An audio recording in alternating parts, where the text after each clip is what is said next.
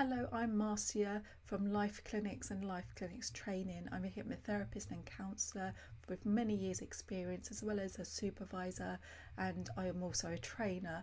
I've put this video together for you to help you get online working with your clients. We look at the considerations, the limitations, and also the advantages and things like that, the tips to help you to get started. If you need help getting set up on Zoom and how to set up meetings with your clients, then I've put a link below because my lovely colleague Claire has done a video for you that will help you do just that. So if you like the video, please click on the like button, and if this is the sort of video that you like to see in the future, then please subscribe. Any comments, I'd love to hear from you, leave them below, and let's get started. Okay, so let's take a look at working online with clients. So what we're going to cover today is why I recommend Zoom and using Zoom, moving your therapy practice online, the considerations, the limitations, the advantages, any useful equipment that you don't have to buy, but it can be quite useful, and useful links. And any links that I share during this presentation I will share with you. So let's look at why Zoom. It's really intuitive to use. It's easy to set up. It meets the GDPR standards, which is obviously really important, and it's encrypted as well. It's very stable. I've used Skype and I've used Zoom for different meetings, and I find Zoom much more stable than Skype. It works on phones, tablets and PCs. I'd recommend as the therapist that you use a PC or laptop so you can see quite a big picture of your client, and that will help you pick up obviously visual cues from them. But for the client, they can easily use a tablet or a phone. It's easy for your client to set up. You set up the meeting, you send them a link, and then once they click on the link, if they haven't got Zoom installed or a Zoom account, it will ask them to do that. And also if they're going to use a tablet or a phone, then it will ask them to download the app onto their tablet or phone as well. Or if they're using a PC or laptop, it will ask them to download onto their laptop or PC the Zoom software.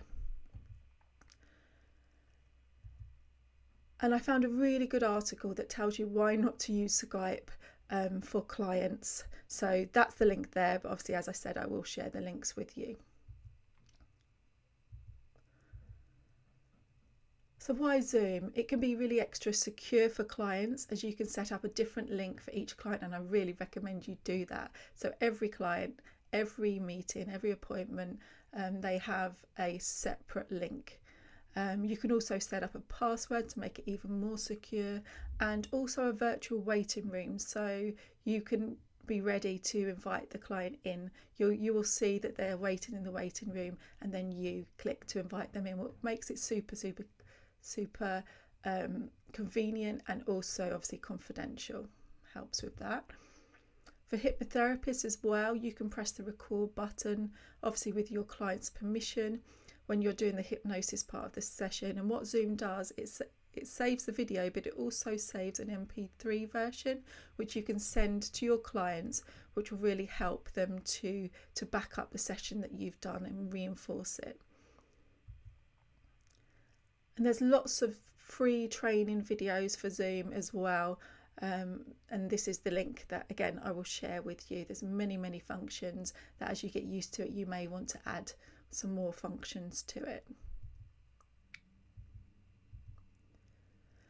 But I really recommend you practice with friends, family, with your colleagues as well, just to get completely comfortable with using it and helping someone else with any difficulties they might have. So once you've sent the link to the client, they might come online and they haven't got their audio set up, they might not have their video set up, so you can guide them to help them do that.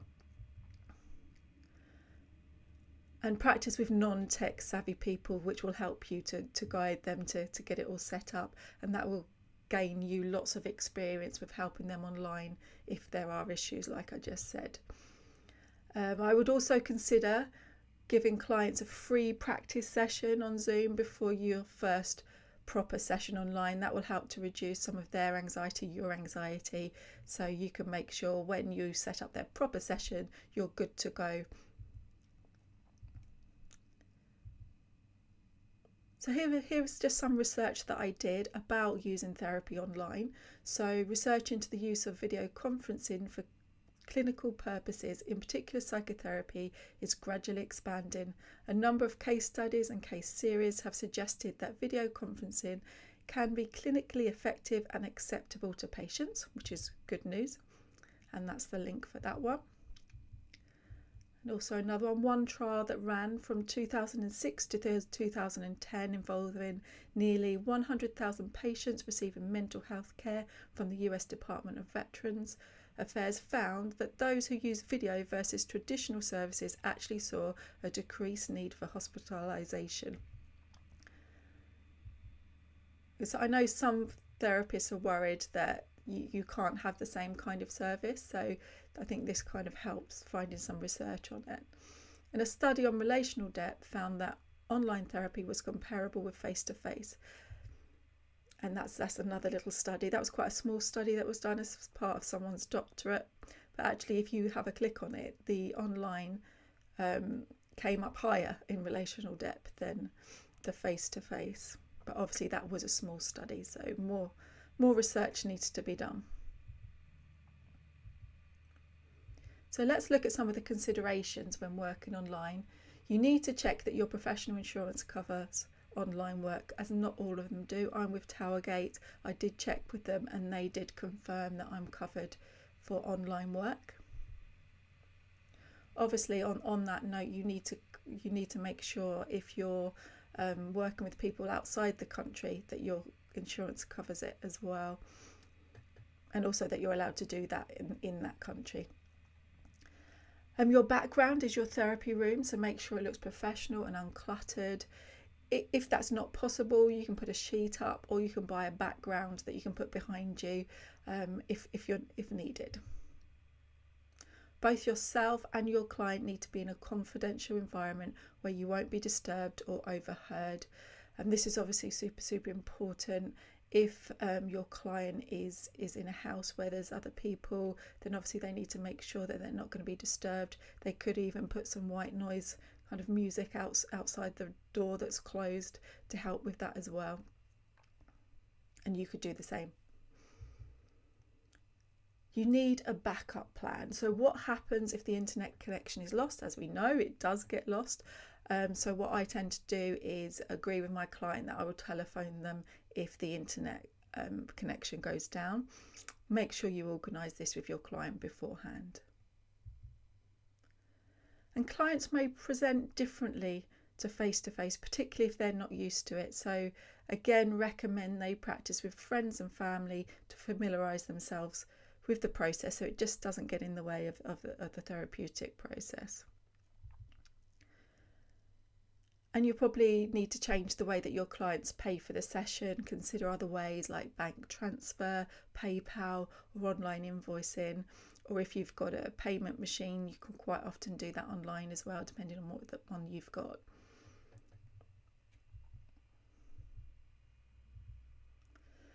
So this one's for hypnotherapists. So what happens if the internet connection goes or your client falls asleep in the middle of the hypnotherapy part of the session? So I recommend that you ask clients to set an alarm just in case, and add suggestions at the beginning of the session that if you lose connection, their subconscious mind can continue with the great work that you have started, and you can come back fully refreshed when they either hear your voice again bringing them back or the sound of their alarm. Another option is to finish the session. I've done this before. So finish the session before you start the hypnosis, record this and send it straight to them so they've got that copy. So there's two options that you can use there, and you might be able to think of some others as well. As I mentioned earlier, a bigger screen like a laptop or PC is better for connecting with your client and picking up their non-verbal cues. And remind your client and yourself to turn off phones and turn off notifications on your computer, laptops, phones, so that you and they aren't distracted in the session. And you're likely to need to change the contract for your clients when working online, so use the considerations that I've mentioned as a guide for this. And just have a think, can you think of other considerations? I might not have covered every single one, so it's really good to reflect on our practice and reflect whether you can think of any more considerations.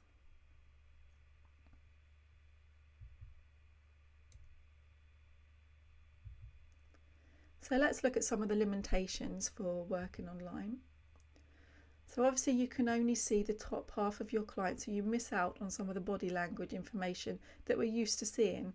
Like when we meet the client at the door, we greet them, we see their body language, we see how they're walking, we see how they sit down on the chair, do they give a big sigh as they sit down? You're missing out on some of that with your client when you're working online. As I've just said that anyway, you greet your client and you just notice a lot about them just from the way they're walking and the way that they sit down. You can't use touch that some of you might use in therapy, so obviously that's out. If you use something like havening, then you'd obviously get the client to do self-havening instead.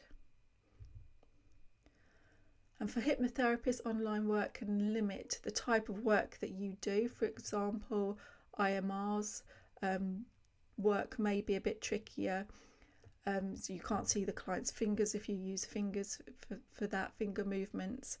Regression might not be appropriate, although I do know some people that still use that online. So that's the ideomotor response, if you're wondering what IMR is, that we use in hypnotherapy.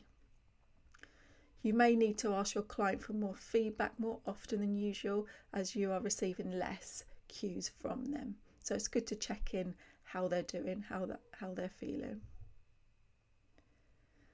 And of course, it may not be appropriate for clients with serious mental issues or high-risk clients. And again, it's good to have a think. Can you think of any more limitations? Just have a little reflect, perhaps after this, about any more limitations that you can think of.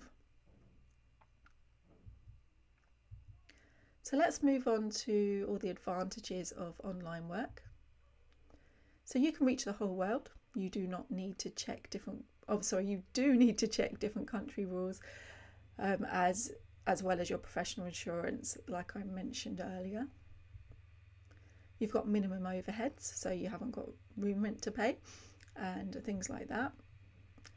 Clients coming for the first time, they don't have the anxiety of having to try and find you at your premises.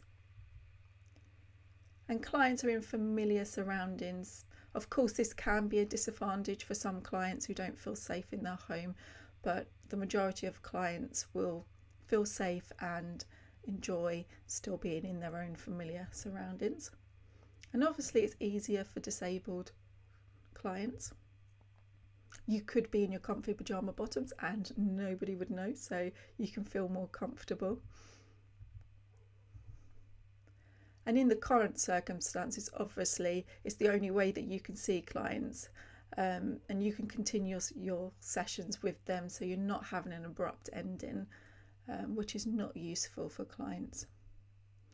It's convenient, so if a client cancels, you're at home, you can get on with some things. You're not limited by bad weather like snow.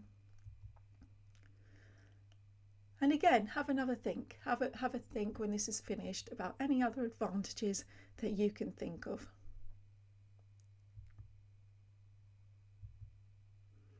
Some equipment that is useful.